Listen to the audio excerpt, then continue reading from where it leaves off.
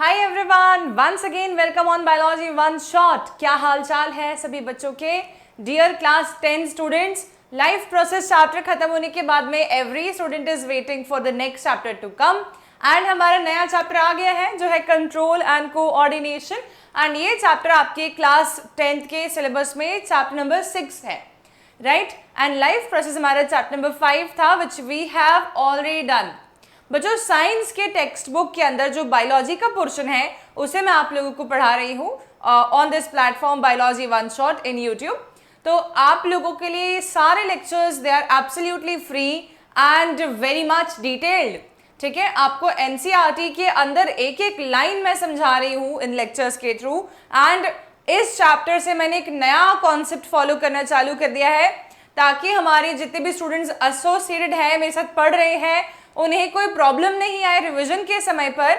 इसीलिए मैंने आप लोगों की चैप्टर के अंदर ही एनसीईआरटी के टेक्स्ट बुक को भी मर्ज कर दिया है।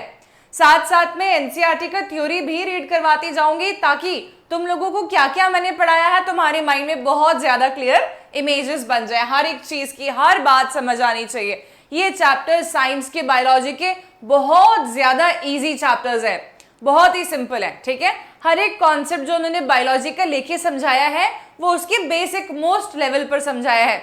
आपको इसको पढ़ने में कोई डिफिकल्टी नहीं आएगी अगर आप उसको समझ के पढ़ेंगे। तो अगर आप चैप्टर की रीडिंग लगा के सिर्फ उसको रटने की ट्राई करेंगे तो आपको बायोलॉजी बहुत डिफिकल्ट लगेगी एंड शायद आप उसे हेट करना चालू कर दें सोच के कि कितना सारा लर्न करने के लिए है। But biology is a subject to understand, visualise, ठीक है, rather than just reading it. Okay, so we are going to understand each and every single concept given in your NCERT class 10th textbook along with the images and I will also be making diagrams ताकि आप लोगों के लिए बहुत simple ये chapter हो जाए। तो शुरुआत करते हैं हम लोग कंट्रोल एंड कोऑर्डिनेशन चैप्टर से, ठीक है बच्चों। So let's proceed now. अब अभी हम बात करते हैं कि हमने इसके जस्ट पहले जो चैप्टर पढ़ा था लाइफ प्रोसेस, उसके कॉन्टेक्स्ट में कुछ बातें मैं आपसे करती हूं कि लाइफ प्रोसेस चैप्टर जब हमने करा तो हमने क्या क्या पढ़ा। हमने देखा कि लिविंग ऑर्गेनिजम्स को जिंदगी जीने के लिए कुछ एसेंशियल प्रोसेसेस लगती हैं, कुछ मेंटेनेंस प्रोसेस लगती हैं जो कि उनको परफॉर्म करनी ही पड़ेंगी जब तक कि वो जिंदा है, राइट। उनमें से क्या क्या नाम थे उन प्रोसेसेस के? पहला था हमारे पास में न्यूट्रिशन, जिसमें कि हम न्यूट्रिशन ऑब्टेन करते हैं ताकि हमें एनर्जी मिल सके। दूसरा था रेस्पिरेशन, ताकि हम ऑक्सीजन इंस्पायर कर सकें और CO2 एक्सपायर कर सकें। ऐसा हम क्यों कर रहे हैं? क्योंकि वो जो O2 हम हमारी बॉडी में लेंगे वो हमारे फूड को ब्रेक डाउन करके ATP के फॉर्म में एनर्जी बनाएगा। तीसरा लाइफ प्रोसेस क्या पढ़ा हम लोगों ने? ट्रांसपोर्टेशन, जिसमें कि हमारी बॉडी के अंदर सर्कुलेटरी सिस्टम को डिस्कस किया, किस तरीके से न्यूट्रिएंट्स हमारी बॉडी में ट्रैवल करते हैं, किस तरीके से O2 हमारी बॉडी में ट्रैवल करता है, ये सारी बातें हमने उसमें समझी। फोर्थ हमारे पास जो सिस्टम आया था वो था एक्सक्रीटरी सिस्टम। जो भी वेस्ट प्रोडक्ट है हमारी बॉडी में उसको हमने कैसे बाहर किया, राइट। अब मुझे एक बात बताओ बच्चों, ये सारे के सारे ऑर्गन सिस्टम्स हमारी बॉडी में फंक्शन कर रहे हैं कंटिन्यूअसली। न्यूट्रिशन मतलब डाइजेस्टिव सिस्टम भी हमारा काम कर रहा है, रेस्पिरेटरी भी काम कर रहा है, सर्कुलेटरी भी काम कर रहा है, एक्सक्रीटरी भी काम कर रहा है। ये सारे सिस्टम्स के ऊपर किसी ना किसी का कमांड तो होना बहुत जरूरी है ना। बिना कमांड के क्या कोई भी ऑर्गेनाइजेशन प्रॉपर तरीके से चल सकती है? क्या बिना बॉस के कोई ऑफिस हो सकता है? नहीं हो सकता ना। आप ऐसे इमेजिन करो कि आप किसी कंपनी में जाके देखते हो, वहां पे सब एम्प्लॉयज ही हैं, वहां पे कोई बॉस नहीं है। Whether you are able to find out that this company is going to work very efficiently? No, because जब तक कि कोई कंट्रोलिंग अथॉरिटी नहीं है तब तक कोई एम्प्लॉय ढंग से काम नहीं करेगा। सब मजे करेंगे बैठ के, किसी एक को देखेंगे यार ये तो आराम से बैठा हुआ है, why should I work? सब बैठेंगे, सब मजे करेंगे। ऐसा पॉसिबल नहीं है कि बिना अथॉरिटी के कोई कंपनी चल जाए।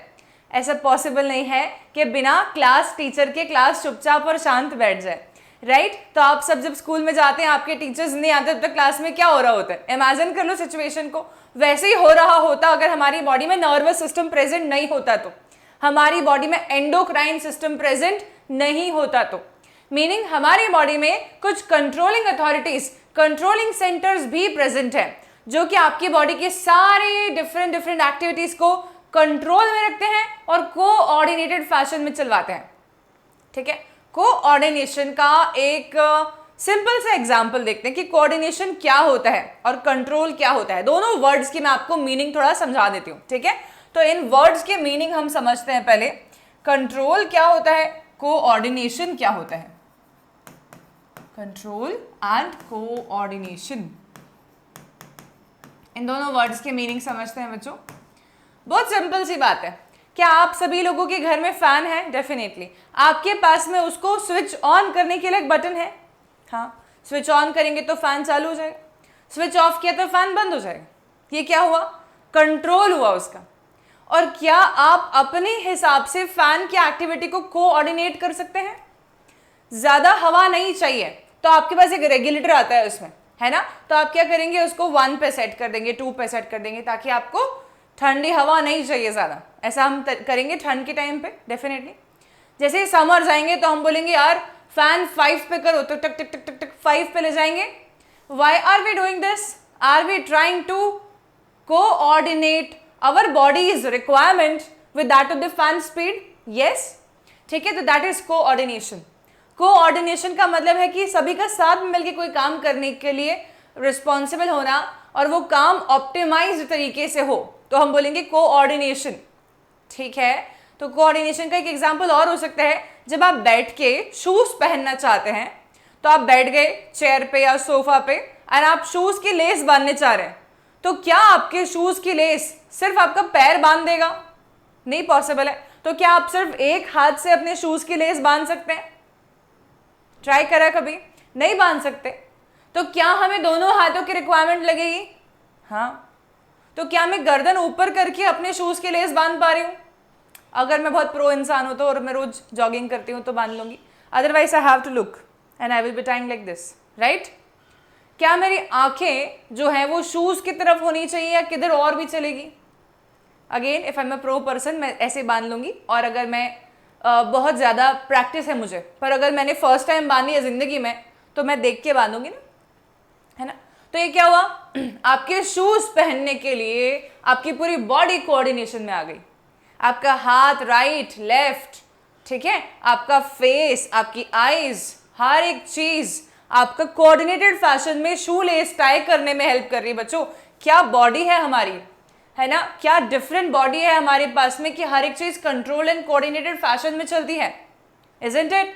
एक एग्जांपल और देती हूँ कोऑर्डिनेशन के बारे में।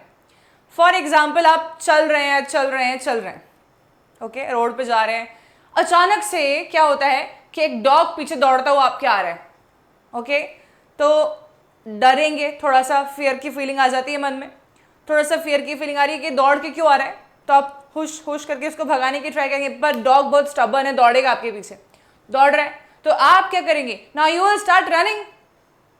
तो अब जब आप रन कर रहे हैं तो क्या आपके बॉडी के सेल्स की, मसल्स की एनर्जी रिक्वायरमेंट जब आप चल रहे थे उतनी ही है? नहीं, अब उनको ज्यादा एनर्जी चाहिए होगी, उनको ज्यादा ग्लूकोज चाहिए होगा, उनको ज्यादा O2 चाहिए होगा, ताकि फटाफट काम कर पाए, क्योंकि हमें दौड़ना है, चलना नहीं है ना? तो इस समय पर क्या आपका हार्ट जो है वो ज्यादा फास्ट रेट पर ब्लड पंप करेगा? ऑब्वियसली। क्या आपका ब्रीदिंग रेट एनहांस हो जाएगा? आप ज्यादा फास्ट रेट पर O2 इनसाइड ले रहे होंगे, CO2 बाहर भेज रहे होंगे। यस, बिकॉज हमें फटाफट से ATP बनाना है, एनर्जी बनाना है ना? इसके अलावा क्या आपको पसीने आ रहे होंगे? क्योंकि आपकी बॉडी अपने आप को कूल डाउन करने की भी ट्राई करेगी साथ साथ में, क्योंकि आप दौड़ रहे हैं, अचानक से आपने बॉडी टेम्परेचर बढ़ा दिया, बॉडी को चाहिए 37 डिग्री सेल्सियस, आपने कर दिया, बढ़ा दिया उसको 38 कर दिया दौड़ के, तो बॉडी क्या करेगी? कूल डाउन करेगी, स्वेटिंग करवा देगी, पसीना आ जाएगा, राइट? इसके अलावा क्या आपका mind, eyes, year, hand, everything will be coordinated to escape from that event, to make yourself safe, right? तो ये सारी बातें हम जब कर रहे हैं तो क्या मैं ये बोल सकती हूँ कि मेरी बॉडी का हर एक ऑर्गन एक दूसरे के अकॉर्डेंस में काम करना शुरू कर देता है जब मेरी बॉडी को वैसे रिक्वायरमेंट है? तो now this will be called as coordination, ठीक है? And coordination can not be achieved without connection. हमारी बॉडी में ब्रेन के मदद से जो न्यूरॉन नर्व्स निकल रही हैं वो पूरे बॉडी के ऑर्गन्स तक पहुंच रही हैं, और कुछ ऐसे ऑर्गन्स भी होंगे हमारी बॉडी में जहां तक ये नर्व नेटवर्क नहीं पहुंच रहा, और वहां पर हमारे हार्मोन्स पहुंच रहे होंगे। मतलब किसी न किसी तरीके से हमारी बॉडी के हर एक ऑर्गन, हर एक सेल को हमारी बॉडी के नर्वस एंड एंडोक्राइन सिस्टम ने मिलकर कंट्रोल किया हुआ है और कोऑर्डिनेटेड फैशन में फंक्शन करने में हेल्प करेगा वो। Okay, so these two terms if they are very clear to you, control क्या होता है, कोऑर्डिनेशन क्या होता है। Okay, control is just we can say kind of switch on and off of the fan, and coordination is regulating the speed of fan according to our need. Okay, so like that. So this is control and coordination, the term of the chapter, meaning chapter का नाम आपको clear होना चाहिए कि पहले हम control coordination में क्या पढ़ना चाह रहे हैं एक्चुअली में, what are we trying to study over this in this chapter. Okay, चलो तो ये समझ आ गया। अब अगला देखते हैं।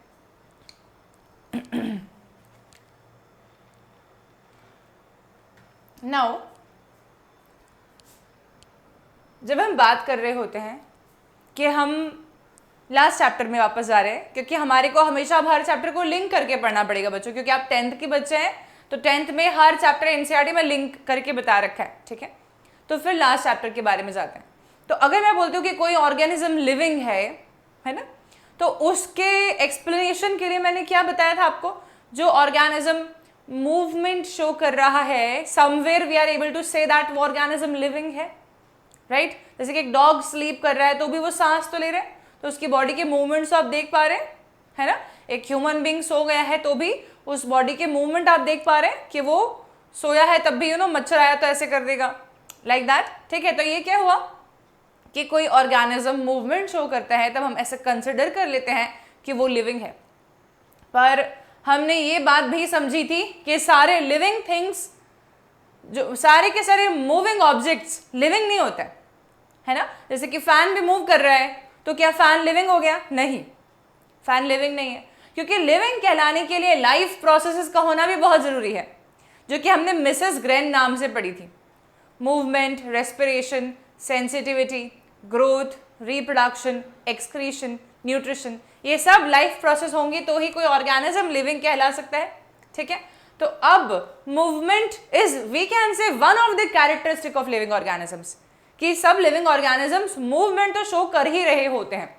प्लांट्स भी मूवमेंट शो करते हैं, एनिमल्स भी करते हैं, माइक्रो ऑर्गेनिजम्स भी मूवमेंट शो करते हैं, ठीक है। सब लिविंग ऑर्गेनिजम्स का एक कैरेक्टर मूवमेंट तो है ही है, थोड़ा बहुत तो मूवमेंट सब शो करेंगे।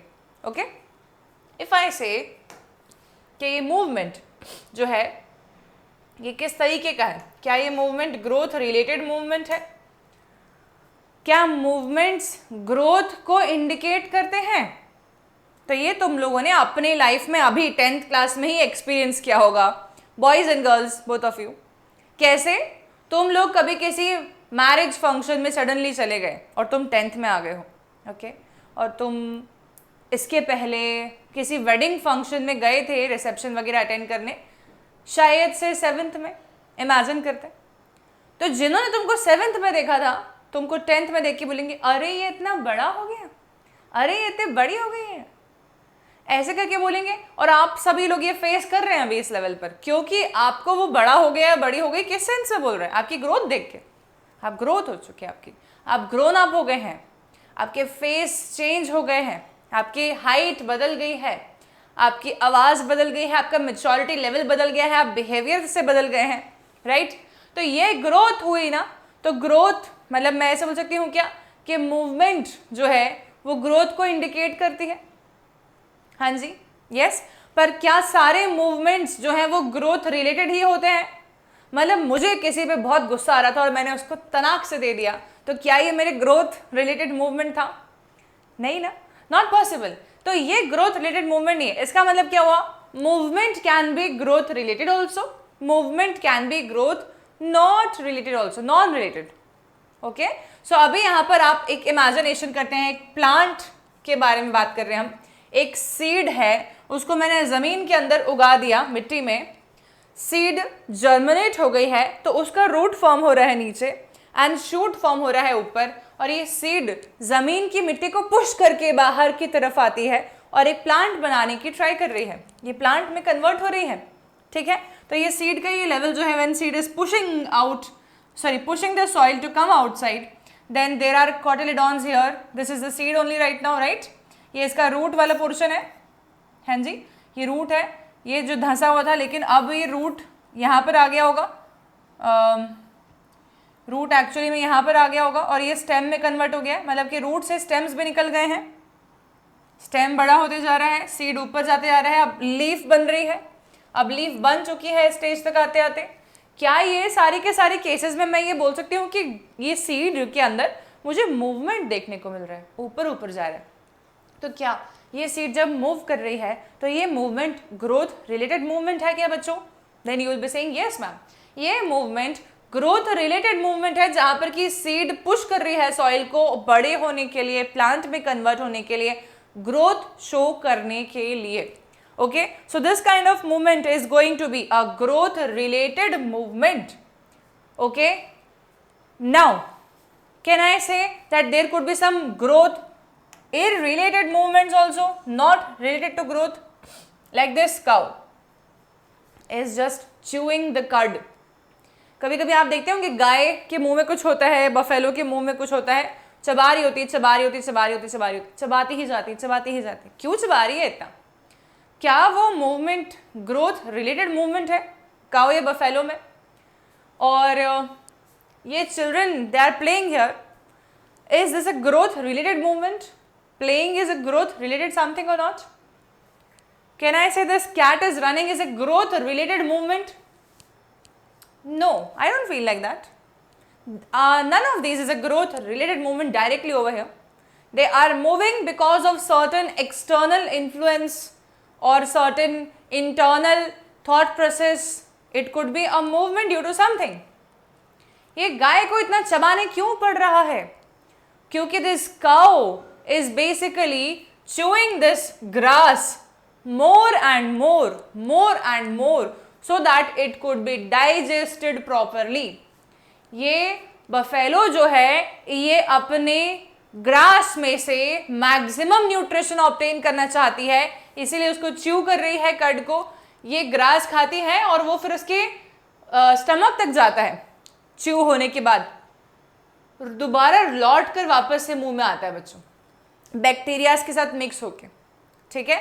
तो ये रिगर्गिटेशन की प्रोसेस है, हमने कुछ चबा के खा लिया, वो वापस से हमारे मुंह में आ गया, फिर हम उसको चबा रहे हैं, फिर अंदर ले रहे हैं। ह्यूमन ऐसा नहीं करता, पर काउज, बफेलोज, कैटल्स को ऐसे करना पड़ता है क्योंकि ये जो खाना खाते हैं वो होता है ग्रास, और ग्रास में प्रेजेंट होता है सेल्यूलोज, और उसको डाइजेस्ट करने के लिए इनको उसे बहुत ज़्यादा कन्वर्ट करना पड़ता है इनटू माइन्यूट मॉलिक्यूल्स, ठीक है, जिसके ऊपर बैक्टीरियाज एक्ट कर सकें, और बैक्टीरियाज इनके स्टमक में प्रेजेंट होते हैं, वो बैक्टीरियाज इसके ऊपर प्रॉपर एक्शन कर सकें, इसलिए इसको जितना चबाएंगे उतना ज़्यादा वो बेहतर एक्शन परफॉर्म कर पाएगा। तो this buffalo is chewing because she want to digest the food in a better form. This is not a growth related movement, right. चबाना ग्रोथ को इंडिकेट नहीं करता है, हाइट बढ़ना ग्रोथ को इंडिकेट करता है, फेस का साइज चेंज होना ग्रोथ को इंडिकेट करता है, बाल लंबे हो जाना ग्रोथ को इंडिकेट करता है, ठीक है. यहाँ पर देखो ये बच्चे इसलिए खेल रहे हैं because they are feeling happy, they are having fun together, मजे आ रहे हैं उनको. ग्रोथ साथ साथ में पैरेलली हो रही है वो बात अलग है, पर ये ग्रोथ के कारण से खेल रहे हैं. क्या हम ग्रो हो जाएंगे ऐसे खेलेंगे? तो ऐसा तो नहीं है. खेलेंगे, मजे करेंगे, स्कूल जाएंगे, वापस आएंगे, खाना खाएंगे, ठीक है. ग्रोथ रिलेटेड नहीं है खेलना. लेकिन हाँ जी, नेक्स्ट देखते हैं. ये बिल्ली इसलिए भाग रही थी क्योंकि इसको यहाँ पर दिख गया था एक छोटा सा चूहा, ठीक है, ए माउस हियर, और इसको देख के इसने जंप किया बिकॉज उसको खाना है उसको. Again not a growth related movement, ठीक है. So the movements can be growth related, that means in need of growing, and they can be growth irrelated, that means not in the need of growing but just done, ठीक है, because they are a part of life. Okay, तो ये अगर बातें आप सबको समझ में आ गई हो तो हम अब जाएंगे और हमारे NCERT के फर्स्ट पैराग्राफ की रीडिंग लगाएंगे कि हमने जो जो पढ़ा है क्या हमें वो समझ आया है। अगर समझ आया है तो बहुत अच्छे, अगर नहीं आया है तो you all can tell me in the comment section also, ma'am ये वाली बात समझ नहीं आई, तो मैं उसको क्या करूँगी, तुम लोगों को कमेंट में ही समझा दूंगी। Okay, any doubt if you have. So look at this, in the previous chapter we looked at life processes involved in the maintenance functions in living organisms. There we had started with a notion we all have that if we see something moving, it is alive. मतलब कोई moving चीज जिंदा होती है, ऐसा हमने माना. Some of these movements are in fact the result of growth. As in plants, a seed germinates and grows, and we can see that the seedling moves over the course of a few days. It pushes the soil aside and comes out. But if its growth were to be stopped, these movements would not happen. मतलब मान लेते हैं कि ये तुमने कोई बीज उगाया था, you have sown a seed in the ground, in the soil.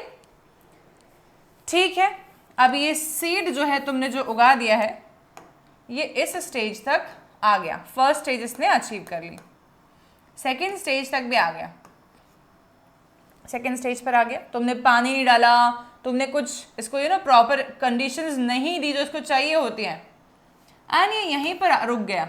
इसके बाद में इसके जो ये कॉटलेडॉन्स है बच्चों, ये येलो कलर के हो गए और ये सूखने लगा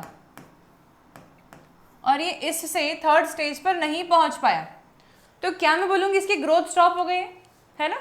आई have to concern about this now कि तुम ग्रो करना क्यों बंद कर गए हो. दैट मीन्स समवेयर इसको कुछ न्यूट्रिटिव चीज़ें नहीं मिल रही हैं, इसको कुछ पानी नहीं मिल रहा है, इसको प्रॉपर लाइट नहीं मिल रही है. देयर इज सम फैक्टर जो कि इसकी ग्रोथ को अफेक्ट कर रहा है, and we need to see that, right.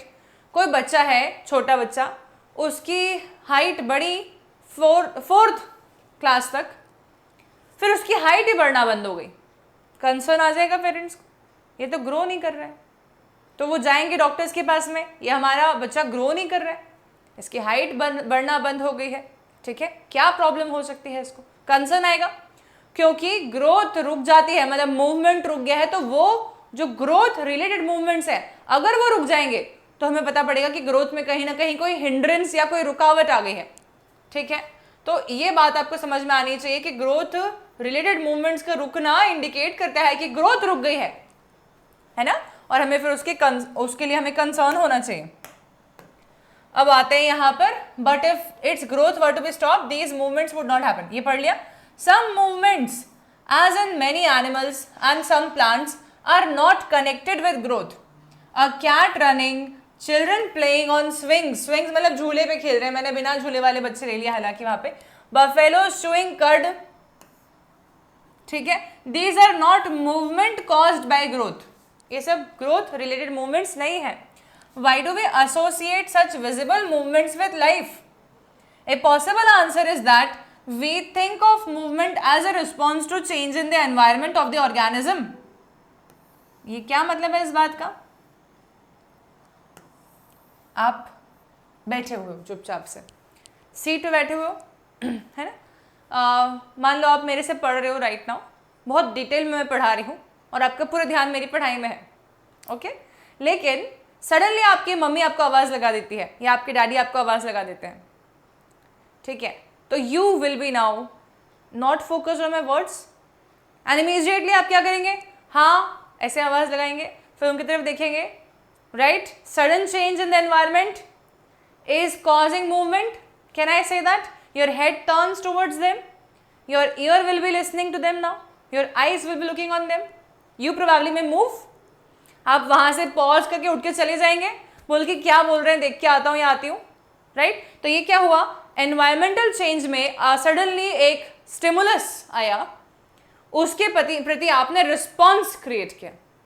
Stimulus आया, आपने रिस्पॉन्स क्रिएट किया. स्टिमुलस ऑडिटरी, सुनने वाला हो सकता था, ऑडिटरी. ठीक है, बहुत फास्ट बोलती हूँ कभी कभी मैं, ऑडिटरी तो ऑडिटरी स्टिमुलस जो है उसके प्रति आपका रिस्पॉन्स क्या है, यू विल बी हाँ yes, you will be answering like that. ठीक है, किसी का स्टिमुलस आपको सिर्फ इशारे में था ऐसे करके.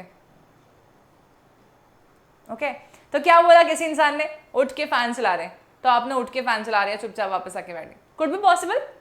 ये स्टिमुलस भी था, आपने मूवमेंट तो परफॉर्म किया ना, पर उसको करने के लिए कुछ। तो ऐसा है कि मूवमेंट्स कई बार ग्रोथ रिलेटेड नहीं भी होते हैं एंड परफॉर्मेंस उनका अकॉर्डिंगली होता है, क्योंकि एनवायरमेंट में वो स्टिमुलस हमारे सामने आता है and will be responsing towards it, ठीक है, responding towards it. The cat may be running because it has seen a mouse. Not only that, we also think of movement as an attempt by living organisms to use changes in their environment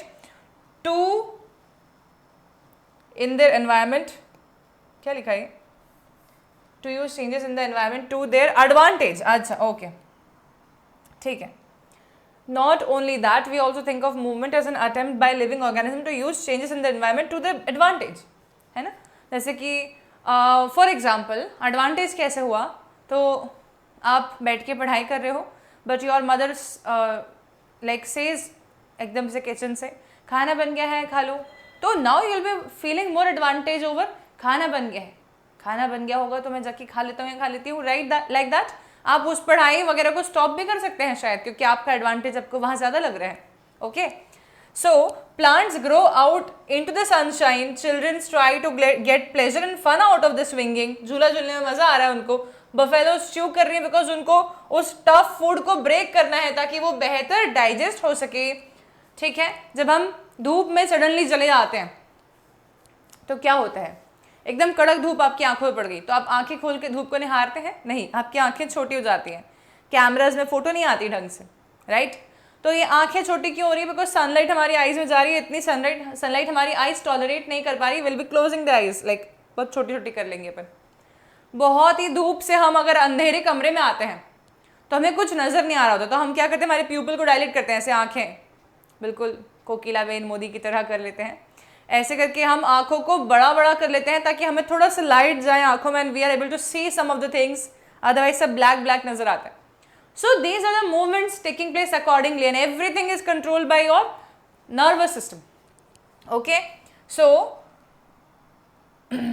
when bright light is focused on our eyes or when we touch a hot object, एकदम कुछ गरम पकड़ लिया, गरम छोड़ दिया, पकड़ के नहीं रखेंगे ना, गरम तपेली हमने पकड़ी है, वाओ कितनी गरम है, ऐसे करके कभी नहीं करोगे, आप छोड़ दोगे, क्योंकि इतना गरम आपकी स्किन जो है वो उसको एक इमरजेंसी सिचुएशन की तरह लेगी, ठीक है, और आप उसको इमीडिएटली विड्रॉ कर लेंगे सिचुएशन को। when we touch a hot object we detect the change and respond to it with movement in order to protect ourselves, ठीक है। जैसे कि डॉग पीछे भाग रहा है तो हम क्या करते हैं, हमारे अपने आप को बचा रहे थे, ना कि वेट कर रहे थे कि डॉग जल्दी से आके मुझे काट के चले जा प्लीज, लाइक दैट, है ना। हम कभी भी ऐसा वेट नहीं करेंगे, हम हमेशा क्या करेंगे, will be trying to run away, बचाने के लिए अपने आप को, will be protecting our self every time. Nervous system intends to protect you, okay. चलिए अब अगला क्या बता रहा है ये पैराग्राफ देखते हैं, we think bit more about this. हाँ, अब ये वाला पैराग्राफ भी हमको पढ़ लेना चाहिए, इसको मैं समझाऊंगी पूरा ठीक से, फिर आप उसके बाद रीडिंग लगाएंगे तो बेहतर लगेगा। सिचुएशन देखते हैं, एक सिचुएशन है, आपकी क्लास चल रही है, आप स्कूल में बैठे हुए हैं, ओके, सारे बच्चे बैठे हुए हैं स्कूल में एंड आपकी फॉर एग्जाम्पल सोशल साइंस की टीचर आ जाती है, 10th वाले बच्चे, इसलिए सोशल साइंस की टीचर आ गए हैं आपके स्कूल में, क्लास ले रहे हैं। सोशल साइंस के टीचर्स को बिल्कुल पसंद नहीं होगा कि आप क्लास में उनके कुछ बोलें, बिकॉज वो वैसे ही जो पढ़ा रहे होते हैं हिस्ट्री, सिविक्स, ज्योग्राफी, इतना सारा theoretical, they don't want a single minute to be wasted. Generally ऐसे ही होता है, हमारे टाइम पे तो ऐसे ही था, आप बताने क्या सिचुएशन है। तो आपने क्या किया, आप अपने पास वाले को से टल्ला मार के बोल रहे हैं, तेरी कॉपी में से बता दे मैं क्या लिखा है टीचर ने, मैं तो भूल गया हूँ, या मेरा छूट गया है portion, you know I want to see that. तो आप ऐसे ऐसे कर रहे हैं, तो आप बहुत कंट्रोल में करेंगे सिचुएशन को, है ना। आपके टीचर पढ़ा रहे हैं और आप जोर से नहीं बोलेंगे सुन यार कॉपी दे, टीचर पलट के देखेगा, भगा देगा क्लास के बाहर, क्योंकि हम जानते हैं कि हमारे रिस्पॉन्स को कैसा होना चाहिए। हमारे रिस्पॉन्स को स्लो डाउन होना चाहिए जब हम एक साइलेंट रूम में हैं। तब लाइब्रेरी में आप चिल्ला चिल्ला के बात करते हैं क्या? नहीं। आप हॉस्पिटल्स में चिल्ला चिल्ला के बात करते हैं क्या? नहीं करते हैं। पर आप पार्टीज में, डिस्कोस में, डांस में यो हू, तो this things are different, right? Different things, different responses for different stimulus will be responding differently. ठीक है, ये बात सबको क्लियर है? तो ऐसा ही है कि हमेशा ये समझिए कि कंट्रोल में होती है हमारी एक्टिविटीज, हर एक एक्टिविटी कंट्रोल में होती है. Okay, so if we think a bit more about this, it becomes apparent that all these movements in response to the environment are carefully controlled. Each kind of a change in the environment evokes an appropriate movement and response. Okay? जैसे किसी ने बोला fan चालू कर दो, तो आप उठ के फैन चालू करोगे. ठीक है, अब आप फैन को दबाते ही जाओगे बटन को टक, और उसको दबाते चलो टूट गया, वो ऐसा तो नहीं करोगे ना. आपके कंट्रोल है, आपको पता है इतना ही दबाना है तो फैन चालू हो जाएगा, ना कि प्रेशर दिए जा रहे हैं और तोड़ दिया उसको, सॉकेट के अंदर हाथ चला गया. ऐसे थोड़ा ना करने वाले, हम लोग पागल नहीं है ना. We have this control over the mind, therefore we are performing things adequately as per requirement. ठीक है, now when we want to talk to our friends in class, we will be whispering rather than shouting loudly. Clearly the movement to be made depends on the environment that is triggering it. क्या environment उसको trigger कर रहा है, क्या stimulus हमें मिला है, उस स्टिमुलस के प्रति हम रिस्पॉन्स उतना ही अप्रोप्रिएटली करने वाले हैं. Therefore such controlled movement must be connected to the recognition of various events in the environment followed by only the correct movement and response. ठीक है, इसका क्या मतलब है? इसका मतलब है कि पहले तो आपको समझ आना चाहिए कि किसी ने क्या बोला, उसके हिसाब से आप मूवमेंट परफॉर्म करेंगे. ठीक है, तो मान लो कि किसी ने आपको कुछ धीरे से बोला पर आपको समझ नहीं आया है, तो आप हो सकता है उसको वापस से पूछें क्या बोल रहे हो, इशारे में ही. ठीक है, फिर वापस से वो पर्सन समझाए, फिर हम वो एक्टिविटी परफॉर्म करें. तो इसका मतलब क्या हो गया कि जो भी एक्टिविटीज हम परफॉर्म कर रहे हैं हमें पहले उसको रिकॉग्नाइज भी करना पड़ेगा. मान लो कि तुमको कोई आवाज़ लगा रहा है घर में ही, लेकिन तुम ईयरफोन्स लगा के बैठे हुए हो कान में, म्यूजिक सुनते सुनते पढ़ाई कर रहे हो, तुमको आवाज़ नहीं आई. So if you are not able to recognise the stimulus, you will not be able to respond towards it. तो आपको डांट पड़ेगी आके, कब से आवाज़ लगा रहे हैं हम, तुम सुन क्यों नहीं रहे हो. तो क्या बोलोगे आप, अरे मेरे कान में ईयरफोन था, अब बताओ क्या हुआ. राइट, तो यहाँ पर सीन क्या हो गया, that you are not able to respond because you are not able to recognise. Recognition is must. Stimulus समझ आना चाहिए क्या है. In other words, living organisms use system providing control and coordination in keeping with the general principles of body organization in multicellular organisms. Specialized tissues are used to provide these control and coordination activities. मतलब control and coordination के लिए हमारी body के specialised tissues responsible हैं, specialised organ systems responsible हैं, जैसे कि endocrine system and nervous system in the case of human being. Plant के केस में नर्वस सिस्टम स्पेसिफिकली नहीं होता है, प्लांट के ग्रोथ हार्मोन्स होते हैं, वो भी हम पढ़ेंगे, और प्लांट कुछ और मूवमेंट शो करता है, वो भी हम समझेंगे. ठीक है, trophic movements and nastic movements, tactic movements, sorry. हाँ, अब हम क्या आते हैं, नर्वस सिस्टम पढ़ रहे हैं. Now look at this. जब भी मैं बात करती हूँ ह्यूमन बीइंग में नर्वस सिस्टम के बारे में, तो हम कुछ समझते हैं पहले. तो देखिए, ह्यूमन नर्वस सिस्टम, अभी तक जो भी पढ़ाया है मैंने वो लिखने वाला नहीं लग रहा था मुझे. ह्यूमन नर्वस सिस्टम, आप लोगों को नोट्स में हैंड रिटन प्रोवाइड करवा दूंगी हर एक चीज़ के, हर चैप्टर के. ठीक है, जिसमें डिटेल में सब कुछ लिखा हुआ होगा. अभी जो नोट्स हम क्लास में समझते हुए बना रहे हैं, ये सिर्फ मेजर टॉपिक्स के, हम एनसीईआरटी साथ में रीड ही कर रहे हैं क्योंकि इसलिए. Human nervous system, human nervous system is basically made up of what tissues. ठीक है, तो हम यहाँ पर लिखेंगे nervous tissues make up human nervous system. ठीक है, नर्वस टिश्यूज कौन कौन से होते हैं हमारी बॉडी में. सो नर्वस टिश्यूज में काउंट होते हैं दो डिफरेंट टाइप्स के सेल्स. एक होता है न्यूरॉन्स और एक होते हैं न्यूरोग्लियल सेल्स. बच्चों 10th क्लास में न्यूरोग्लियल सेल्स टर्म नहीं दे रखी है, पर फिर भी आपको पता होनी चाहिए इसलिए मेंशन कर रही हूँ. Nervous tissue is made up of two different types of cells. One is neuron and one is going to be neuroglial cells. ठीक है, न्यूरॉन्स जो होते हैं इनको हम बोलते हैं इलेक्ट्रिकली एक्साइटेबल सेल्स. ये होते हैं इलेक्ट्रिकली एक्साइटेबल सेल्स. ठीक है, और न्यूरोग्लियल सेल्स जो होते हैं ये क्या होते हैं, they are electrically not excitable, मतलब ये मैसेज को कंडक्शन करने का काम कभी नहीं कर सकते, न्यूरोग्लियल सेल्स नहीं कर सकते, न्यूरॉन करेगा, न्यूरॉन मैसेज लेगा, मैसेज को आगे भेजेगा इलेक्ट्रिकल फॉर्म में, ठीक है, from one two another neuron like that. तो ये इलेक्ट्रिकली एक्साइटेबल सेल्स हैं, ये रिस्पॉन्स करना भी जानते हैं और स्टिमुलस लेना भी जानते हैं, दोनों जानते हैं, पर न्यूरोग्लियल सेल्स का काम ये नहीं है, ठीक है। So they are not electrically excitable,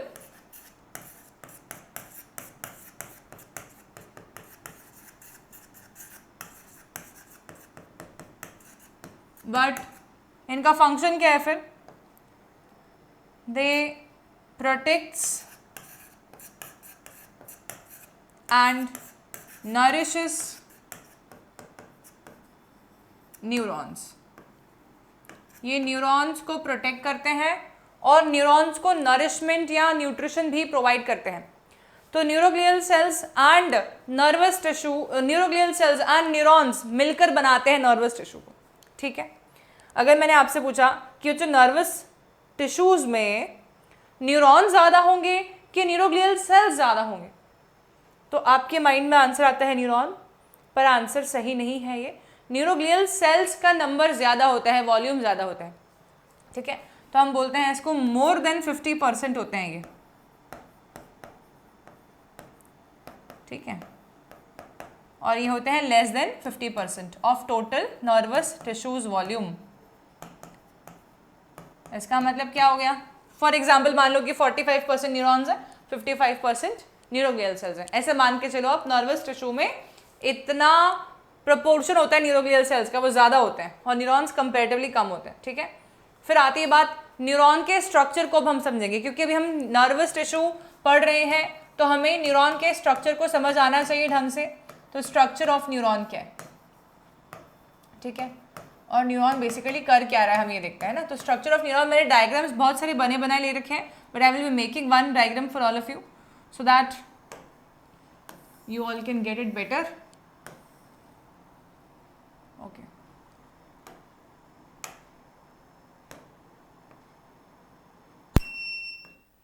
So look at this diagram.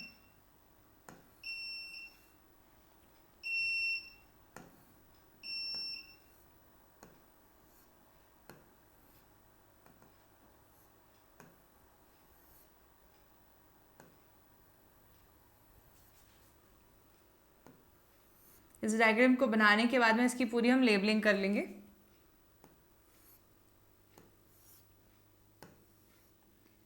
And you can also learn how to draw this diagram from my diagram.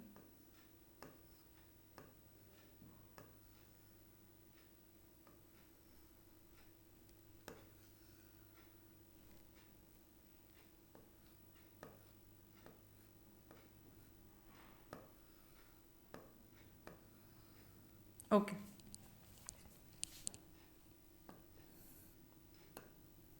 सो यहाँ पर हम क्या देख पा रहे हैं कि बहुत ही ज़्यादा इनॉर्मसली ब्रांच्ड कुछ प्रोसेसेस हमें नज़र आ रही हैं, जो कि हमारे न्यूरॉन के अंदर सबसे आगे के हिस्से में ही प्रेजेंट है, लाइक दिस। ओके,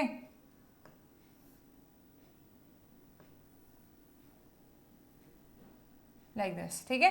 तो ये जो डायग्राम मैंने बनाया है ये न्यूरॉन का डायग्राम है, इसके अपन पार्ट्स को लेबल भी करेंगे वन बाय वन। यहाँ पर आपको मैं क्या बना के दे रही हूँ, मैं बना के दे रही हूँ यहाँ पर आपको माइलिन शीथ।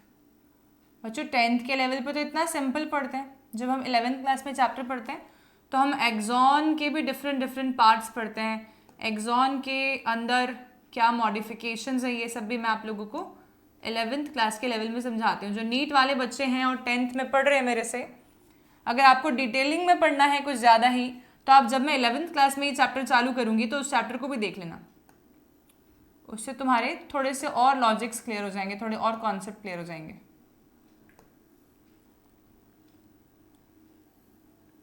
ठीक है, तो ये डायग्राम हमारा न्यूरॉन का डायग्राम बन रहा है। ये एक ही साइड पे बनाना न्यूक्लियस, हाँ ये पूरा एक सेल है, ये पूरा ऑरेंज वाला एक सेल है, इसके एक ही साइड पर न्यूक्लियस होता है। बच्चे क्या करते हैं, कभी कभी गलती से दोनों साइड न्यूक्लियस, ऐसा नहीं करना है बच्चों, ये एक सिंगल सेल है, इसमें सिर्फ एक ही साइड पर न्यूक्लियस बनेगा, ठीक है। आप जितने भी सेल्स बनाएंगे उसमें आपको एक एक ही न्यूक्लियस बनाना है, और न्यूक्लियस आप किसी भी साइड पर बना सकते हैं, इधर इधर कोई भी साइड पर, ठीक है। तो this is the diagram of a neuron. इस डायग्राम में हमें क्या नजर आता है, हमें नजर आते हैं बहुत सारी चीजें, लेकिन यहाँ पर मैं कुछ बना के दे रही हूँ आपको। ये जो मैं अभी बना रही हूँ ये आप लोग भी बना लेना अपने कॉपीज में।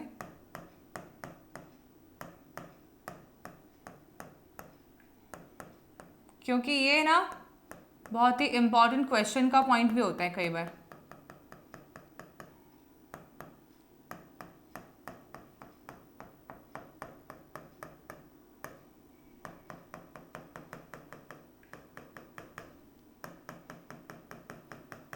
ओके, इतना ही बनाना बच्चों, ज़्यादा नहीं, इतने ही हिस्से में, ठीक है। अब इसकी पूरी लेबलिंग समझते हैं अपन एक एक करके। देखो, ये हिस्सा जो है ये कहलाता है साइटोन या सेल बॉडी।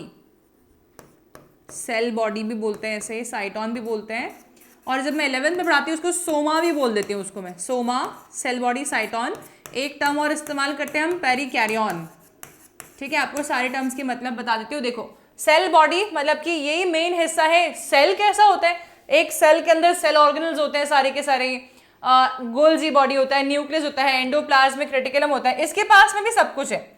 हमने जो बेसिक डायग्राम बनाते हैं ना उसमें हमने सब बनाया नहीं होता, लेकिन आपको ये समझना है कि इसके पास में भी एंडोप्लाज्मिक रेटिकुलम प्रेजेंट होगा यहाँ पर, ठीक है। इसके पास में भी माइटोकॉन्ड्रिया प्रेजेंट होंगे यहाँ पर, लेकिन आप ड्रॉ नहीं कर रहे हैं उसको बस, पर ये है इसी हिस्से में। तो ये हो जाएगा साइटोन या सेल बॉडी, क्योंकि इसमें न्यूक्लियस प्रेजेंट है जो कि एकदम सेंटर में है और अलग सा ही हमें नजर आ रहा है, ये रहा न्यूक्लियस।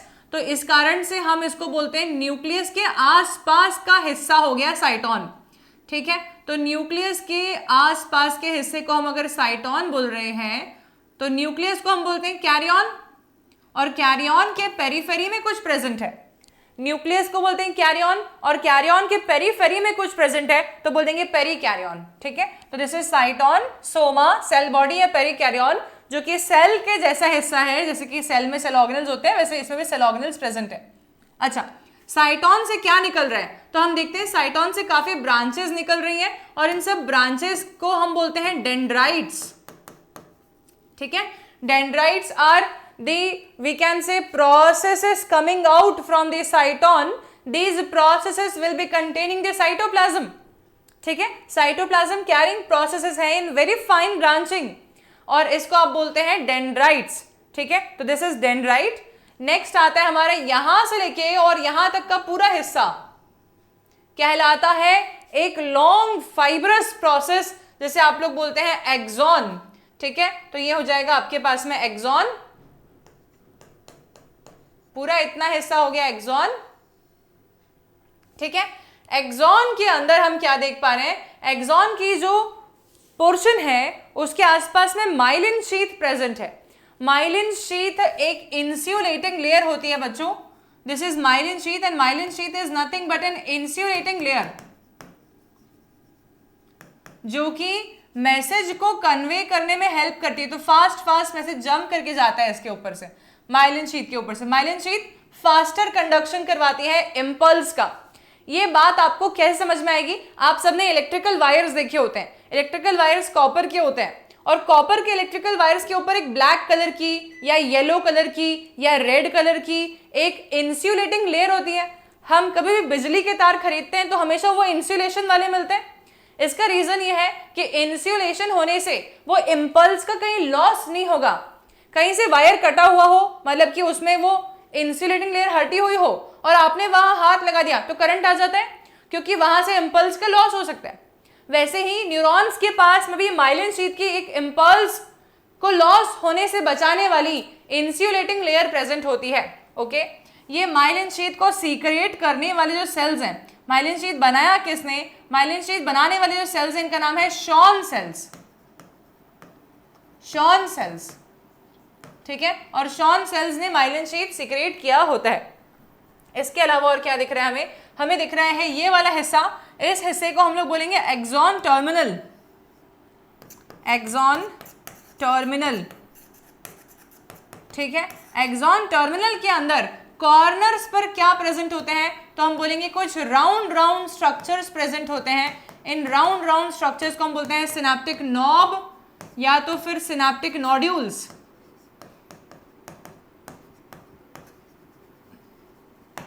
ठीक है, इन सिनेप्टिक नॉब्स या नॉड्यूल्स के अंदर ऐसे करके न्यूरोट्रांसमीटर भरा हो भी सकता है और नहीं भी हो सकता, दोनों बातें पॉसिबल है.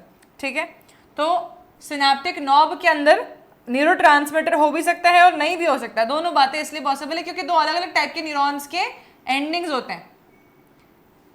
सो अभी अपन सिर्फ सिनेप्टिक नॉब या सिनेप्टिक नॉड्यूल्स लिख रहे हैं, इतना है. ये पूरा स्ट्रक्चर हो गया आपके न्यूरॉन का डायग्राम. ठीक है, तो न्यूरॉन में क्या क्या चीजें हैं, न्यूरॉन में है साइटॉन, साइटॉन में से निकल रहे हैं प्रोसेसेस, डेंड्राइट्स कहलाते हैं. एक लॉन्ग फाइब्रस प्रोजेक्शन एक्सॉन कहलाता है. एक्सॉन के आसपास में माइलिन शीथ हो सकती है. अगर माइलिन शीथ होती है तो माइलिन शीथ की प्रेजेंस दिखेगी हमें. माइलिन शीथ सिक्रेट करने वाले सेल्स माइलिन शीथ के जस्ट ऊपर ही बैठे हुए हैं, शॉन सेल्स नाम है उनका. और ये एक्सॉन टर्मिनल है जो कि एंड कर रहा है सिनेप्टिक नॉब या सिनेप्टिक नॉड्यूल में. बच्चों अब एक बात और समझते हैं, जहां जहां पर आपको ये माइलिन शीथ नहीं नजर आ रही है, देखो ये माइलिन शीथ है ग्रीन ग्रीन हिस्से में. ठीक है, माइलिन शीथ क्या यहाँ पर भी है, नहीं है, यहाँ पर भी नहीं है, यहाँ पर भी नहीं है. तो जहां जहां पर माइलिन शीथ नहीं है उस एरिया को हम लोग बोलते हैं नोड ऑफ रैनवियर.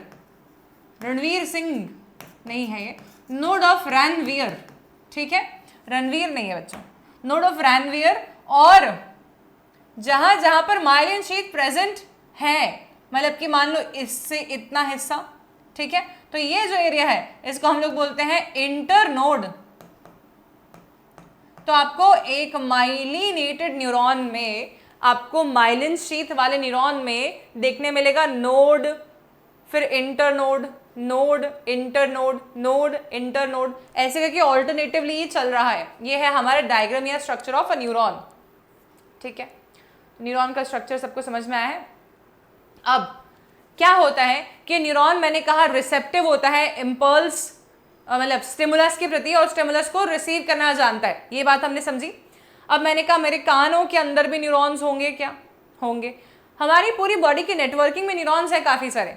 ठीक है, आपकी आईज में भी न्यूरॉन्स होंगे, क्या, क्योंकि जब मेरे सामने कोई ऑब्जेक्ट आ रहा है तो मैं उस ऑब्जेक्ट को रिकग्नाइज कर पा रही हूँ, है ना, और वो रिकग्नाइज्ड ऑब्जेक्ट के बारे में मेरी ब्रेन को इन्फॉर्मेशन भी पहुँच रही है और मेरा ब्रेन उसके अकॉर्डिंग्स में एक्शन परफॉर्म कर रहे हैं. जैसे कि मैंने कहा था, तुमसे किसी ने बोला कि टीवी का रिमोट दे दो फॉर एग्जाम्पल, तो तुम टीवी का रिमोट, पहले तो किसी ने बोला दे दो, तो तुमने पहले वो बात समझे, डिकोड किया, फिर तुम गए टीवी का रिमोट तुमने उठाया और तुमने उस पर्सन को दिया.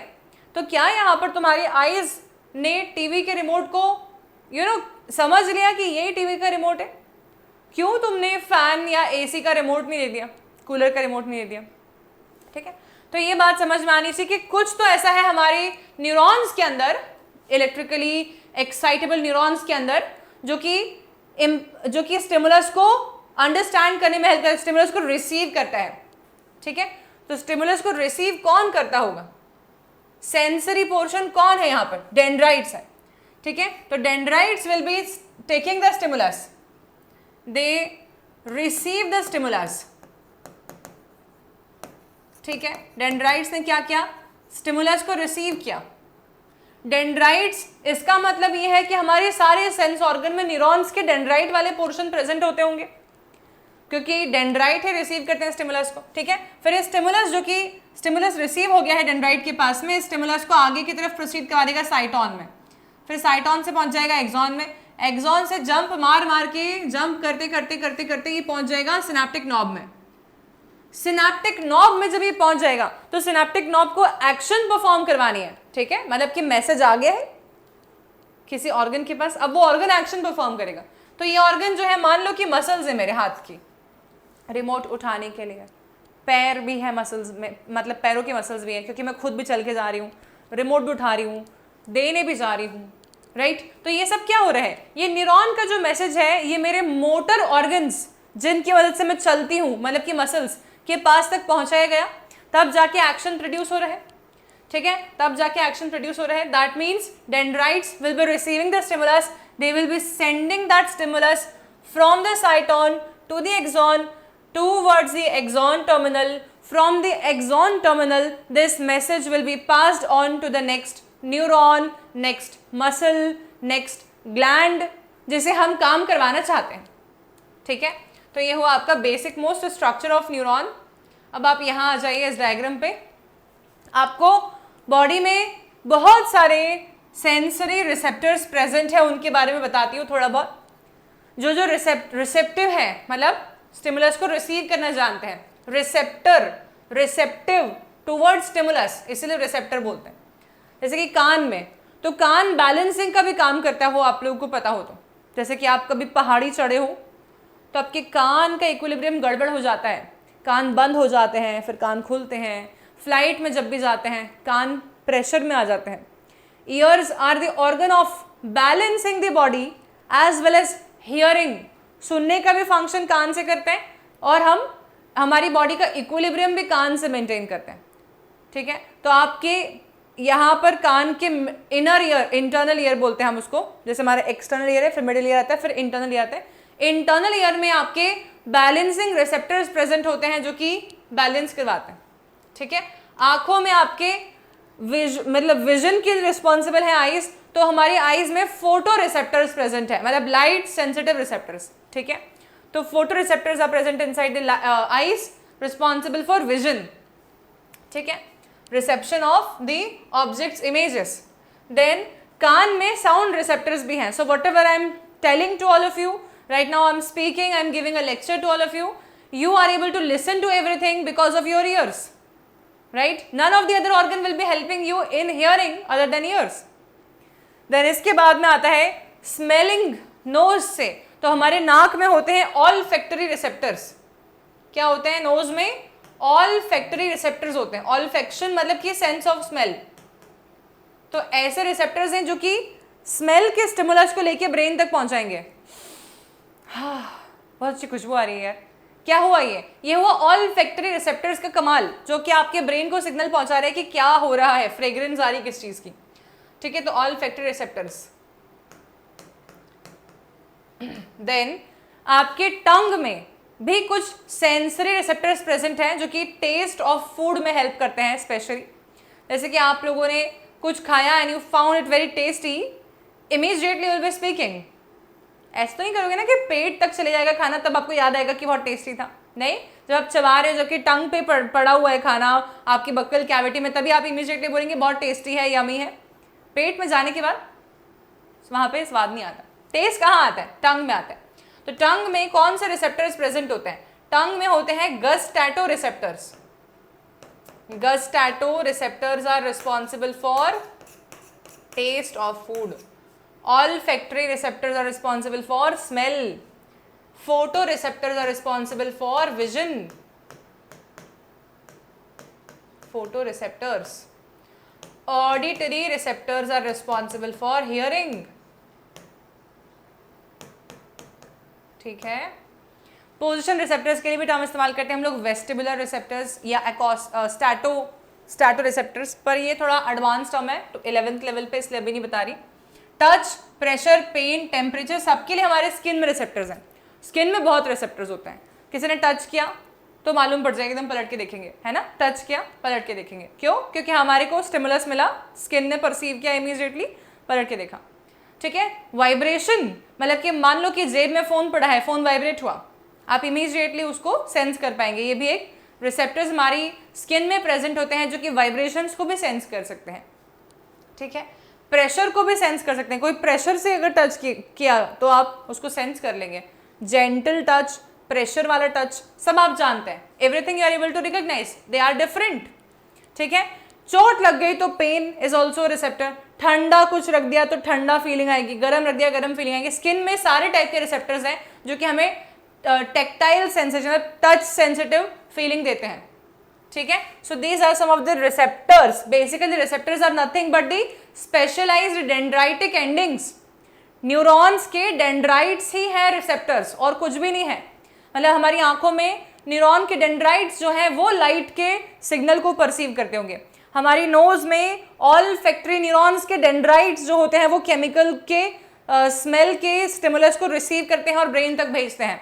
हमारी टंग में गस्टैटो रिसेप्टर्स, न्यूरॉन्स के डेंड्राइटिक एंडिंग्स ही हमारे टेस्ट के केमिकल को लेते हैं, रिसीव करते हैं और फिर उसके सेंस को भेजते हैं ब्रेन के पास बताने के लिए कि ये क्या था। ठीक है, तो ये सब बातें हमने करी। अब देखो इसको रीडिंग लगाते हैं थोड़ा सा। In animals such control and coordination are provided by nervous and muscular tissues. बच्चों यहां पर इन्होंने सिर्फ एंडोक्राइन टिश्यू नहीं लिखा है, पर ये गड़बड़ बात है, आपको पता होना चाहिए हमेशा कि नर्वस सिस्टम, एंडोक्राइन सिस्टम और मसल्स तीनों साथ में मिलकर हमारी बॉडी में कंट्रोल कोऑर्डिनेशन लेके आ रहे हैं। Nervous system, endocrine system, muscle system, तीनों होना चाहिए। 2 लिख के गलती की उन्होंने। Which we have studied in class 9th, touching a hot object is an urgent and dangerous situation for us. We need to detect it and respond to it. How do we detect that we are touching a hot object?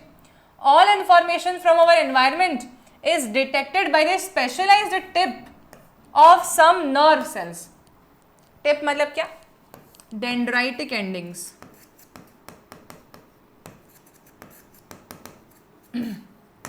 ठीक है, these receptors are usually located in our sense organs such as the inner ear, the nose, the tongue and so on.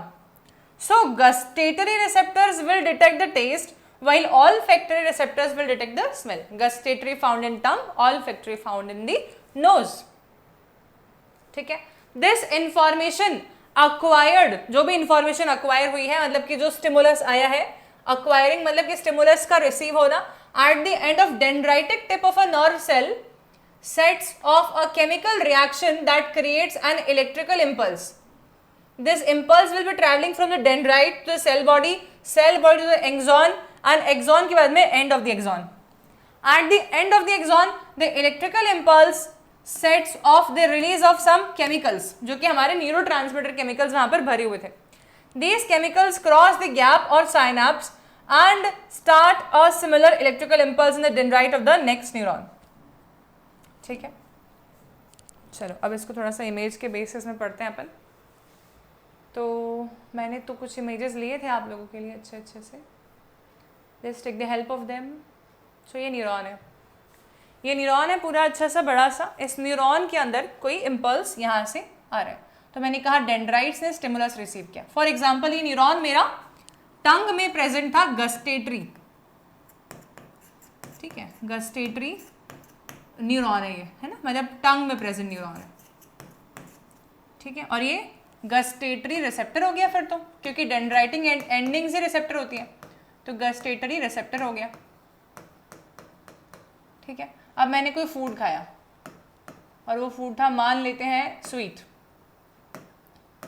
ठीक है, sweet खाई, तो sweet का chemical जो है उसने यहाँ पर एक केमिकल रिएक्शन कॉज करी। क्या केमिकल रिएक्शन कॉज करी?